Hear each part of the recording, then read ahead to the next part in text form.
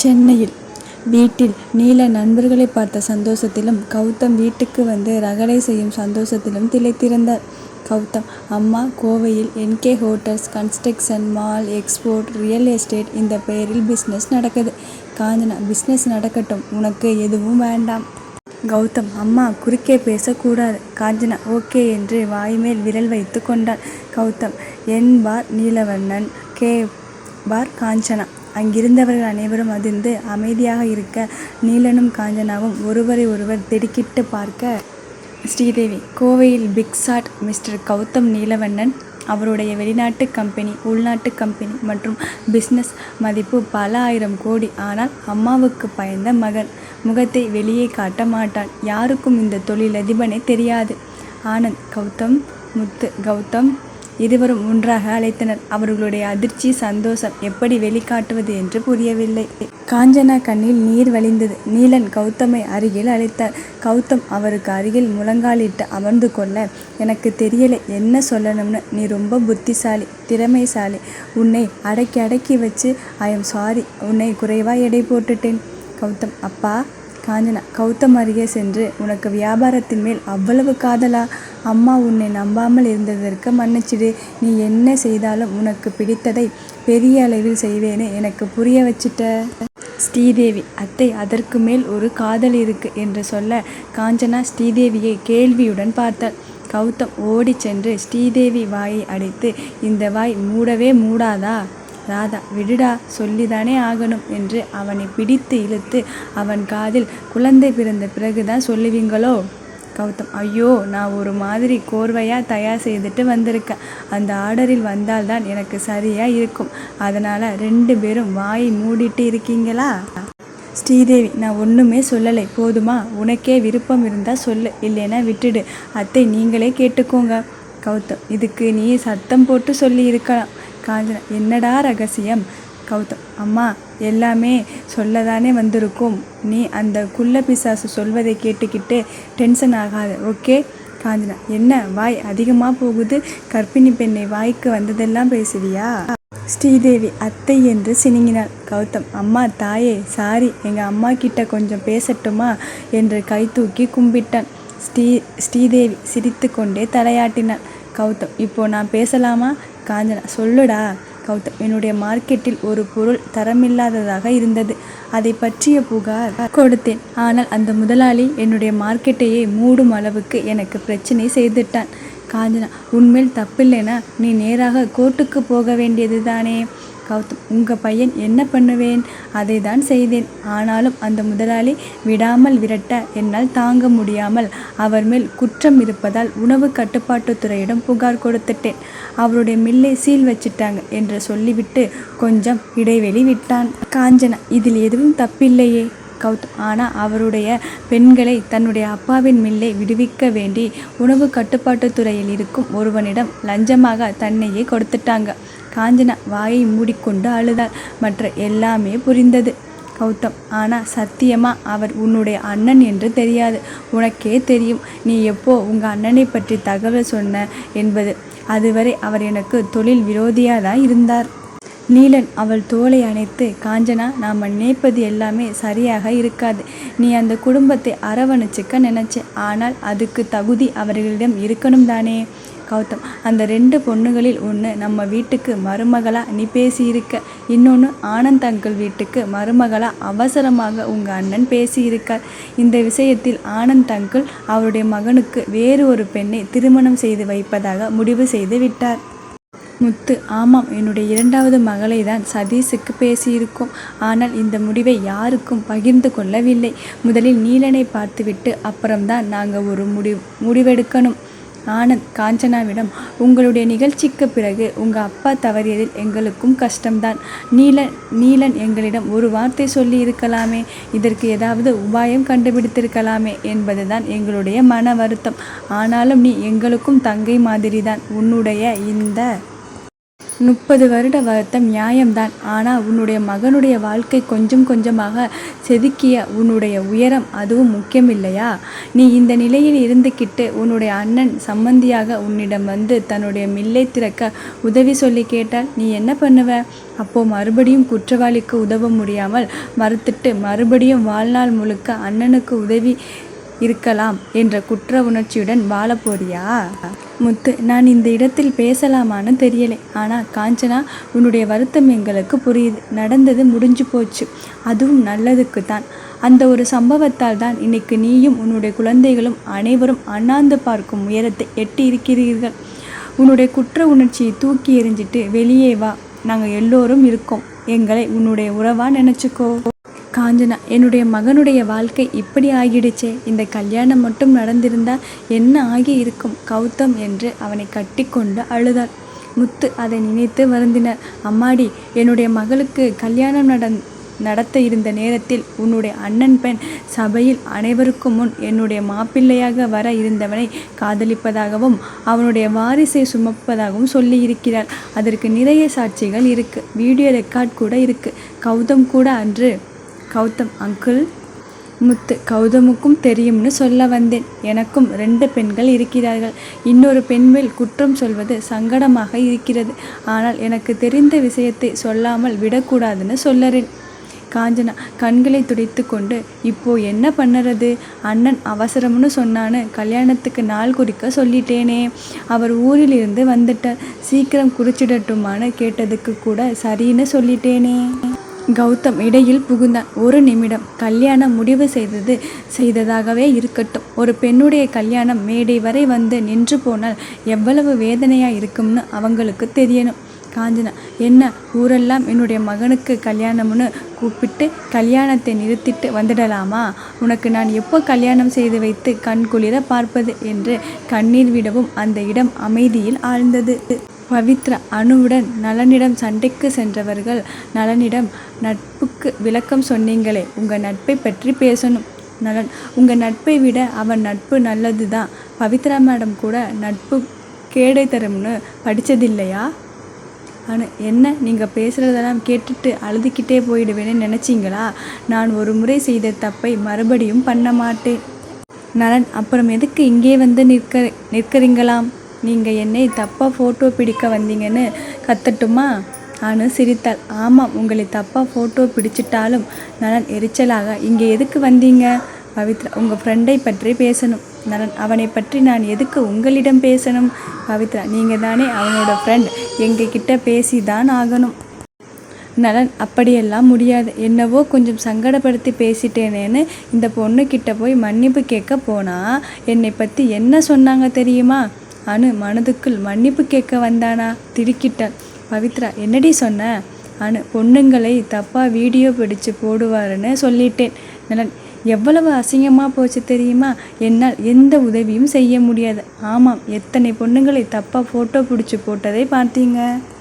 அனு, ஏதோ கோபத்தில் சொல்லிட்டேன். நலன், என்னது கோபத்தில் சொன்னீங்களா? நான் கோபத்தில் செய்துட்டேனே, ஏதாவது செய்யட்டுமா? பவித்ரா, நலன், என்ன பேசுகிறீங்க? நீங்கள் இப்படி பேசலாமா? நலன், தப்பு செய்யாதவனை அத்தனை பொண்ணுங்க முன்னாடி அவமானப்படுத்தினா எப்படி இருக்கும்? பட்டவன் நான். தப்பு செய்துட்டு அவமானப்பட்டுட்டு போகிறேன். அனு, சாரி. நலன், நானும் தப்பு செய்துட்டு சாரி சொல்லிக்கிறேன். அனு, ஏங்க திரும்ப திரும்ப பேசுகிறீங்க? நலன், ரொம்ப கஷ்டமாக இருக்குது. என்னுடைய வாழ்க்கையில் முதல் முறையாக ஒரு பெண்ணால் சங்கடப்பட்டேன். அனு அவன் கையை பிடித்து கொண்டு சாரி சாரி என்றதும் அவனுடைய உடலில் மின்சாரம் பாய்ந்தது. சற்று நேரம் எதுவும் பிடிபடாமல் உறைந்து நிற்க அனு சொன்னதையே சொல்லி கொண்டிருந்தாள். நலன், சரி, என்ன சொல்லணும்? பவித்ரா, நான் ஒரு ஃபோன் நம்பர் டயல் செய்கிறேன். கௌதம் எவ்வளவு பொய் பேசுவான்? பொண்ணுங்க கூட பழக்கம் இருப்பது எல்லாமே சொல்லணும். நலன், சரி சொல்லறேன் என்று அணுவின் சீண்டலுக்கு கட்டுப்பட்டு சொன்னான். அங்கே பயங்கர வேதனையில் பேசிக்கொண்டிருந்த காஞ்சனா தன்னைத்தானே குறை சொல்லி கொண்டிருந்தாள். அதே நேரத்தில் ஸ்ரீதேவியின் ஃபோன் முழங்கியது. திரையில் பவித்ரா என்று தெரிந்ததும் ஸ்ரீதேவிக்கு ஒரு குறும்பான எண்ணம் தோன்றியது. ஃபோனை ஸ்பீக்கரில் போட்டாள். மேடம், நான் பவித்ரா பேசுகிறேன். அந்த கௌதம் பற்றி நான் சொன்னதை நீங்கள் நம்ப மாட்டீங்கன்னு எனக்கு தெரியும். அதனாலே அவருடைய ஃப்ரெண்ட் நலன்னு ஒருத்தர் இருக்கார், ஹோட்டல் நடத்துகிறார். அவர் வாயாலேயே சொல்லறேன் என்று ஃபோனில் சொல்லிவிட்டு நலனிடம் திரும்பி, சொல்லுங்க கௌதம். நோ என்ற நலன். என்ன சொல்லணும்? பவித்ரா, உங்கள் ஃப்ரெண்ட் கௌதம் எப்படிப்பட்டவன்னு சொல்லுங்க. நலன் ரொம்ப நல்லவன் என்று சொல்ல அனு அவன் கையை பிடித்து ஆட்டினாள். பவித்ரா மிரட்டலாக என்க. நலன் ரொம்ப கெட்டவன், பொண்ணுங்க பின்னாடி சுற்றுவான், குடிப்பான், இவங்களை கல்யாணம் பண்ணிக்கிட்டு ஏமாத்திட்டான், நிறைய பொய் சொல்லுவான். ஸ்ரீதேவி சிரிக்க கௌதம் ஃபோனை பிடுங்க நினைத்து அவர்கள் மேல் பாய காஞ்சனா குறுக்கே புகுந்து அவனை தடுத்தாள். பவித்ரா, கேட்டீங்களா? அவனை நம்பி நீங்கள் வந்தது தப்பு. நீங்கள் உங்கள் புருஷனோட நிம்மதியாக சந்தோஷமாக 100 வருடம் வாழணும். அதுதான் உங்களுக்கும் உங்கள் குழந்தைக்கும் நல்லது. அவனுக்காக உங்கள் வாழ்க்கையை கெடுத்துக்காதீங்க. முத்து, இப்படி அவள் உளறுகிறாளே என்று பயந்து குறுக்கே பேச முயற்சிக்க ஸ்ரீதேவி, அங்கிள் நீங்கள் பேசாதீங்க, உண்மை எல்லோருக்கும் தெரியணும் இல்லையா? பவித்ரா, அங்கே யாராவது இருக்காங்களா? ஸ்ரீதேவி, ஆமாம், அவனுடைய ரொம்ப நெருங்கிய சொந்தக்காரர் இருக்கார். பவித்ரா, நல்லா சொல்லுங்க. அவர்கிட்டேயும் கௌதமை நம்ப வேண்டாம்னு. அவன் ரொம்ப மோசமானவன். என்னிடம் பேரை மாற்றி சொல்லி படிப்பை மாற்றி சொல்லி கல்யாணம் பண்ணிக்கிட்டான். கௌதம். பவி, ஸ்டாப். பவித்ரா கௌதம் குரலை கேட்டு, ஓ, நீயும் அங்கேதான் இருக்கியா? நீ எந்த பெண்ணையும் ஏறெடுத்து பார்க்கக்கூடாது. உன்னை என்ன பண்ணுற பாரு. முத்து, குட்டிமா ஃபோனை. பவித்ரா திடுக்கிட்டு, அப்பா. டக்கென்று ஃபோன் கட்டானது. காஞ்சனா கௌதமை முறைத்தாள். என்னடா? கௌதம், அம்மா, அது சும்மா விளையாட்டுக்கு. முத்து, நான் சொல்லறேம்மா என்று மலமளவென சொல்லி முடித்தார். நிலன், அப்போ என்னுடைய மகன் கல்யாணம் செய்துக்கிட்டதா நடித்ததா சொன்னது உன்னுடைய மகளை தானா? காஞ்சனா, உங்கள் எல்லோருக்கும் தெரியுமா? எனக்கு தான் கடைசியாக தெரிய வந்திருக்கா? காஞ்சனா விடுவிடுவென்று அறைக்குள் சென்று தாளிட்டு கொண்டான். கௌதம் கதவை தட்டி, அம்மா. காஞ்சனா, கல்யாணமே பண்ணிக்கிட்ட இல்லை. கௌதம், அம்மா சொல்வதை முழுசாக கேளுமா. அந்த மாதிரி சூழ்நிலை. ஆனாலும் அந்த பொண்ணு மேலே என்னுடைய விரல் கூட படவே இல்லை.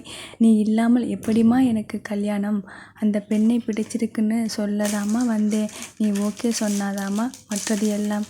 பேசாதே. உன்னுடைய கல்யாணத்துக்கு நான் வேண்டாம்னு முடிவு பண்ணிட்ட இல்லை. பவித்ரா அப்பாவின் குரல் கேட்டதும் அதிர்ந்து ஃபோனை வைத்தவள் ஃபோனை திரும்ப தொட பயந்தாள். நலன், என்ன ஆச்சு?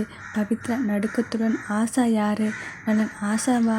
அப்படி ஒரு பெயரை கேள்விப்பட்டதே இல்லையே. பவித்ராவுக்கு குழப்பமாக இருந்தது. அப்பா, கௌதம், ஆஷா 3 பேரும் என்ன செய்துட்டு இருக்காங்க? பவித்ரா ஃபோன் அலற அதில் கௌதம் பெயர் மின்ன திடுக்கிட்டாள். ஃபோனை அமைதிப்படுத்திவிட்டு, அனு, நான் எதுவும் தப்பு பண்ணிட்டேனா? அனு, எனக்கும் அதுதான் குழப்பமாக இருக்கிறது. பவித்ரா அப்படியே உட்கார, அடுத்து அவளுக்கு அவளுடைய அப்பா நம்பரில் இருந்து ஃபோன் வந்தது. இன்னும் பயங்கரமாக பயந்து போனாள். நலன் ஹோட்டலில். நலன் உட்கார்ந்திருந்த கேஸ் டேபிள் முன் அவளுடைய ஃபோனை வைத்துவிட்டு நலனிடம், நான் கிளம்புறேன் என்று கிளம்பினாள். அனு, ஏய் ஃபோன். பவித்ரா, மூடிட்டு வா. அணுவை இழுத்து கொண்டு வாசல் பக்கம் ஓடினாள். நலன், ஏங்க பவித்ரா மேடம், உங்கள் ஃபோன் என்று எடுத்து கொண்டு எழ, அதற்குள் பணம் கொடுக்க ஒருவர் வர பணத்தை வாங்கி வைத்து விட்டு எழுந்து வெளியே வந்தான். தூரத்தில் 2 பெண்களும் பவித்ரா அனுபமா ரோட்டில் சென்று கொண்டிருக்க, பவித்ரா ஃபோன் இடைவிடாமல் ஒலித்து கொண்டிருக்க நலன் அவர்களை நோக்கி நடந்தான். திடீரென்று பவித்ரா டீ கடையில் தொங்கும் போஸ்டரை பார்த்து, ஏய் அங்கே பாரு, அவங்க தான் ஆஷா. அனு அவள் தலையில் தட்டி, லூசு, ஒழுங்கா படி, கோவை மாவட்ட கலெக்டர் ஸ்ரீதேவி பதவி ஏற்றார்னு போட்டு இருக்கு. பவித்ரா அதிர்ச்சியுடன் அதை படித்து கொண்டே ரோட்டை கவனிக்காமல் போக ஒரு 2 வீலர் வேகமாக பவித்ரா மேல் மோதுவது போல வந்தது. அதை கவனித்த அனு அவளை பிடித்து இழுத்து தள்ளி அவளும் விழுந்தாள். இதில் அனுபமா காலில் பைக் ஏறி தடுமாறி நின்றது. நலன் இதை கண்டு ஓடி வர அந்த பைக் ஓட்டி வந்தவன், ஏம்மா, நீங்கள் விளையாடிட்டு வந்து விழ என்னுடைய பைக் தான் கிடைச்சதா? ரோட்டில் நடக்கும் பொழுது ரோட்டை பார்த்து போவதை விட்டு எவனையோ சைட் அடிச்சுட்டு போனால் இப்படி தான் நடக்கும் என்று வாய் ஓயாமல் திட்ட கூட்டம் கூடியது. நலன் ஓடி வந்து நின்றவன் இருசக்கர வாகனம் ஓட்டி கன்னத்தில் ஓங்கி விட்டான். யோ, எதுக்கு கையை வைக்கிற? என்ன திரும்பி அடிக்க மாட்டேன்னு நினச்சிட்டியா? நான் யார் தெரியுமா? நலன், இதோ பாரு, வேடிக்கை பார்த்துட்டு வந்து விழுந்துட்டாங்க. அடிபட்டு இருக்கிறவங்களுக்கு உதவ தோணாமல் நீ பாட்டுக்குன்னு பேசிக்கிட்டே போற. நீ திருப்பி அடிப்பவன் தானே. இதே இடத்தில் காத்திரு, நான் திரும்ப வருவேன். அங்கிருந்தவர்கள் நலனை பற்றி தெரிந்தவர்கள். சார் சார் விடுங்க, நீங்க அவங்களை பாருங்க என்று நலனை சமாதானம் செய்து அனுப்பிவிட்டு, இந்த பைக் ஓட்டி வந்தவனை இந்த இடத்தில் இவ்வளவு வேகமா ஓட்டிட்டு வரலாமா என்று திட்டி அனுப்பினர். நலன் அனுபாமாவை தூக்கி கொண்டு ஆட்டோவில் ஏற்ற பவித்ராவும் ஏறிக்கொண்டார். நலன் ஆட்டோ டிரைவருடன் முன்னாடி இருக்கையில் பகிர்ந்து கொண்டு உட்கார்ந்து ஹாஸ்பிட்டல் போக சொல்லிவிட்டு அனுபாமாவை பார்த்தான். அனு வலியில் துடித்து கொண்டிருந்தாள். ரத்தம் வழிந்தது. பவித்ரா கண்ணீருடன் அவளை அணைத்திருந்தாள். ஹாஸ்பிட்டல் வந்து அடைந்ததும் நலன் அனுபாமாவை தூக்கி கொண்டு செல்ல, பவித்ரா அவளுடைய பையையும் தன்னுடைய பையையும் எடுத்து கொண்டு ஆட்டோவிற்கு பணம் கொடுத்து உள்ளே நுழைந்தாள். பவித்ராவுக்கு சற்று முன் நடந்தது எல்லாம் குழப்பமாக இருக்க, தன்னால் எதுவும் யோசிக்க முடியாமல் இப்போது அனுபாமாவின் சிகிச்சை பற்றி எண்ணங்களில் இருந்தாள். நலன் தன்னுடைய பையில் இருந்த பவித்ராவின் போனை பவித்ராவிடம் கொடுத்து விட்டு உட்கார்ந்தான். பவித்ரா நடுங்கிக் கொண்டே நின்றாள். பவித்ரா போனுக்கு கால் வர எடுத்து காதில் வைத்தவள் அழுதாள். கௌதம் கோபத்தை கொட்ட நினைத்து அழைத்தவன் அவள் அழுவதை கேட்டதும், பவி, என்னாச்சு பவி? பவித்ரா, அணுவிற்கு ஆக்சிடெண்ட் ஆகிடுச்சு. கௌதம், பவி அழாதேடா, யார் பக்கத்தில் இருக்கா? பவித்ரா விசும்பலுடன். நலன், கௌதம் போனை அவனிடம் கொடு. நலனிடம் போனை கொடுத்துவிட்டு சுவரில் சாய்ந்து ஓவென்று அழுதாள். நலன், ஜஸ்ட் பைக் வீல் தான் ஏறிடுச்சு. ஆனால் ரோட்டில் ஏதோ கிழிச்சிடுச்சான்னு தெரியல. நிறைய ப்ளீடிங் ஆகிடுச்சு. ஹாஸ்பிட்டல் வந்திருக்கோம். நான் பக்கத்திலேயே இருக்கேன். கௌதம், நானும் வருகிறேன் என்று போனை வைத்தான். கௌதம் இங்கே கதவை மூடியிருந்த அம்மாவை நினைத்து பெருமூச்சு விட்டு, அங்கிள், நீங்கள் அப்பா அம்மா கிட்ட பேசிட்டு முடிவு செய்துட்டு வாங்க. ஆனால் நான் சொன்னது தான், ஒரே மேடையில் எனக்கும் சதீஷுக்கும் திருமணம் நடக்கும். அம்மாவை சமாதானம் செய்யுங்க. நான் கிளம்புறேன். முத்து, என்ன ஆச்சு? கௌதம், ஒன்றுமில்லை, அணுவிற்கு அடிபட்டுடுச்சான். பவித்ரா அழுதுட்டு இருக்கா. எனக்கு கொஞ்சம் சங்கடமாக இருக்குது. நான் கிளம்புறேன். காஞ்சனா, டே, இன்னும் சாப்பிடக்கூட இல்லை.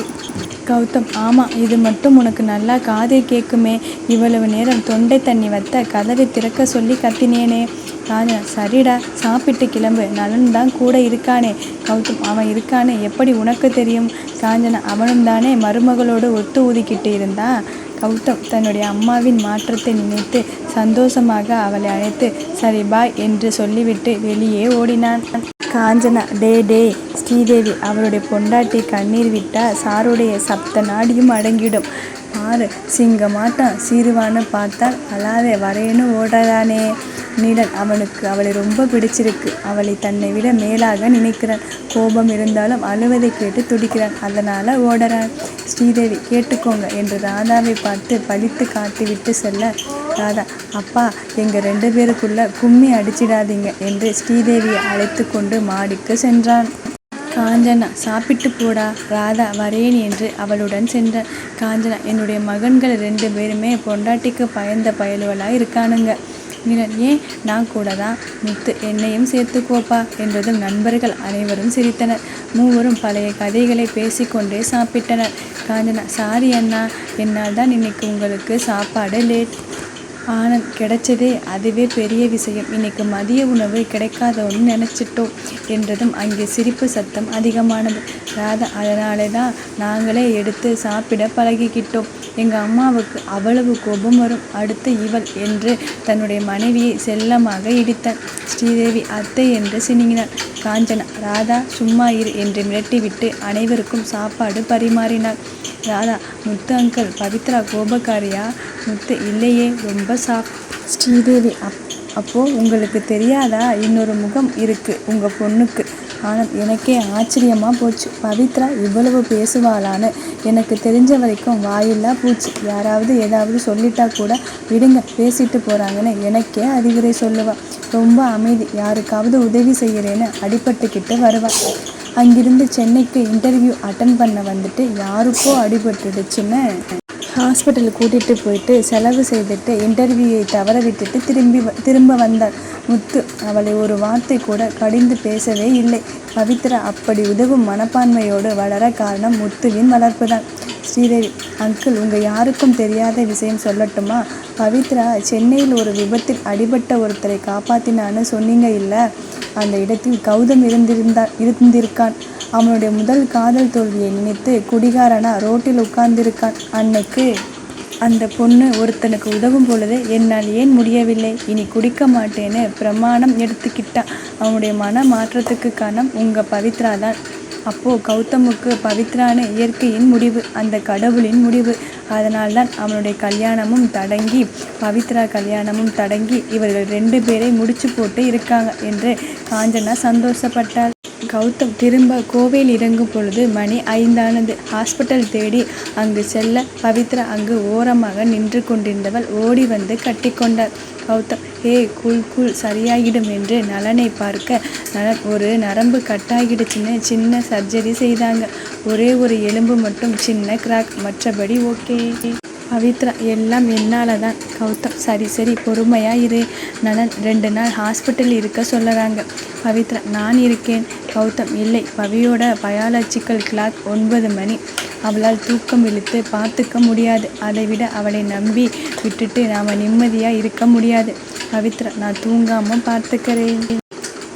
கௌதம் பவி உன்னால் முடியாது. நலா இந்த பொண்ணுக்கு யாரும் சொந்தக்காரங்க இல்லை. நலன் ஒரு கேர்டேக்கர் கேட்கலாமா?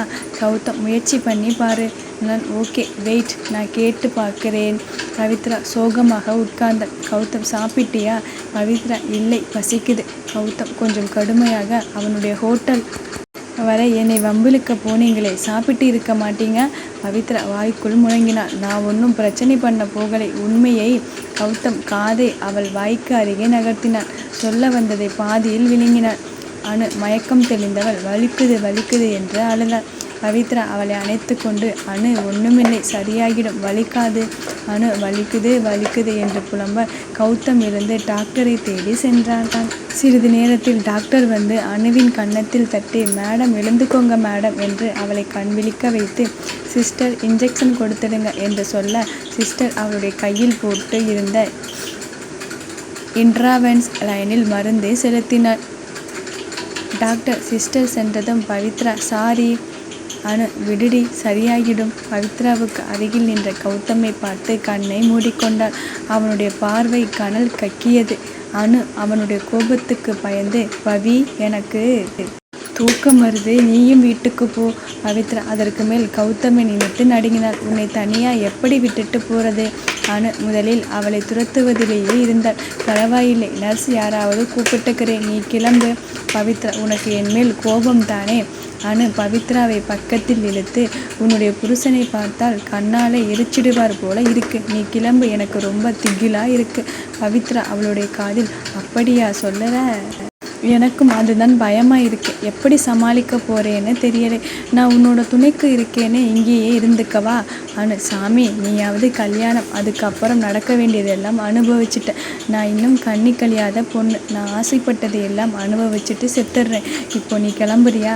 பவித்ரா விரட்டாதேடி, காப்பாத்து. அனு முதல்ல என்னை காப்பாத்திக்கிறேன். பவித்ரா சாய்ந்து கொண்டு அப்படியே நான் தூங்கிட்டேன்னு சொல்லிடட்டுமா? கௌதம் தொண்டையை சிறுமினான். பவித்ரா அணுவை விட்டு நகர்ந்து கொண்டாள். நலன் வந்து நின்றாள். ஒரு வயசான அம்மா தான் கிடைச்சாங்க. அவங்களால பேஷண்டை தாங்கி நடக்க முடியாதுன்னு சொல்லிட்டாங்க. அணுவிற்கு அவனை பார்த்ததும் யோசனை பிறந்தது. மிஸ்டர் நலன், உங்ககிட்ட ஒரு உதவி கேட்கிறேன். உங்களால் இன்னைக்கு என்னுடன் ஹாஸ்பிட்டலில் இருக்க முடியுமா ப்ளீஸ்? கௌதம் நலனை முறைத்து அவன் சட்டையை பிடித்து உள்ளே தள்ளி எஸ் இவன் இருப்பான் என்று பவித்ராவை இழுத்து கொண்டு சென்றான். நலன் மனதுக்குள் டே இவள் செய்ததுக்கு நான் என்னடா பண்ணனேன்? என்மேல் பாயிற நல்ல வேளை, இந்த விபத்தால் நான் தப்பிச்சேன். அந்த முத்து பெத்த பொண்ணை யார் காப்பாற்ற போகிறாங்களோ. ஆனால் எனக்கு ஒரு ஜோடி சேர்த்துட்டு போகிறேன். ஓகே, எனக்கும் கொஞ்சம் பிடிச்சிருக்கு, அதனால் பரவாயில்லை என்று நினைத்து கொண்டு அணுவிடம் வந்து உட்கார்ந்தான். அவளை தூக்கிய பொழுது அவன் விரல் சில பாகங்களை தீண்டியதில் உள்ளுக்குள் சிறகு முளைத்து மனம் பறந்தது. அனு நலனை பார்த்து அப்பா கொஞ்ச நேரத்தில் உங்கள் ஃப்ரெண்டு முறைத்ததில் நெருப்பே வரும்படி ஆகிடுச்சு. நலன் கொஞ்சமாவது நீங்கள் யோசித்து பேசி இருக்கிறோம். அனு அது சரி, நீங்கள் கிளம்புங்க, நான் பார்த்துக்கிறேன். நலன் நான் எங்கே கிளம்புறது? உங்களை நான் தான் பார்த்துக்கணும்னு சொல்லிட்டானே. அனு உங்கள் நண்பர் பேச்சை தட்டவே மாட்டீங்க. நலன் என்றவன் அவளை நெருங்கினான். அனு என்ன பக்க வார்த்தை அமிழ்ந்து போனது. நலன் என்னை பிடிச்சிருக்கா? அனு வேகமாக இல்லை என்று தலையாட்டினாள்.